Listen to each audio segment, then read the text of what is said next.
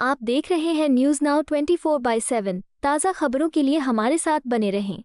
कांग्रेस प्रवक्ता सुप्रिया श्रीनेत ने NEET UG परीक्षा पेपर लीक मामले को लेकर केंद्र सरकार और शिक्षा मंत्रालय पर तीखा हमला बोला है। उन्होंने कहा कि एक बार फिर नीट यूजी परीक्षा का पेपर लीक होने के बाद एग्जाम रद्द करना पड़ा, जिससे करीब 22 लाख छात्रों का भविष्य प्रभावित हुआ है।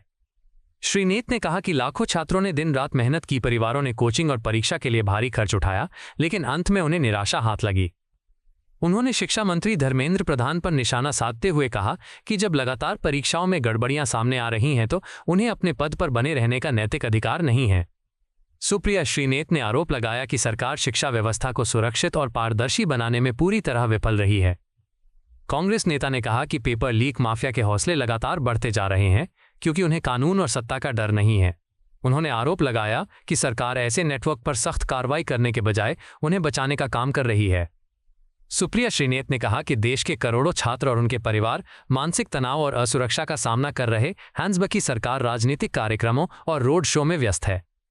उन्होंने मांग की कि पेपर लीक के लिए जिम्मेदार लोगों पर सख्त कार्रवाई हो और परीक्षा प्रणाली को पूरी तरह सुरक्षित बनाया जाए।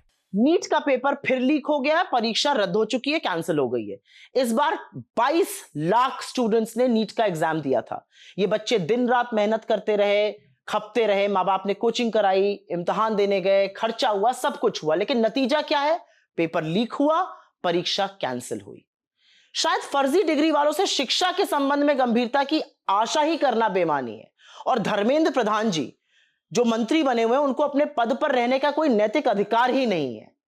असल में इन सब के बच्चे तो मजे से विदेश में पढ़ रहे हैं, इसलिए देश के बच्चों का भविष्य चौपट होता देखकर इनके चेहरे पर शिकन नहीं आती है, इनका दिल नहीं पसीजता है। एक इम्तिहान, सिर्फ एक एग्जाम बिना पेपर लीक के ये लोग करा नहीं सकते और विश्वगुरु बनने का ढोल पीटते रहते हैं।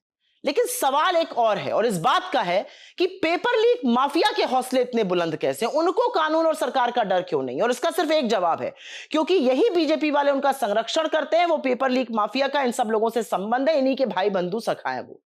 असल में बच्चों का भविष्य दांव पर रहे तो रहे, इससे मोदी जी को क्या मतलब है? वो रोड शो करके हाथ हिलाने में, 100 गाड़ियों का काफिला निकालने में व्यस्त है। आपको यह वीडियो पसंद आया हो तो इसे लाइक करें, हमारे चैनल को सब्सक्राइब करें।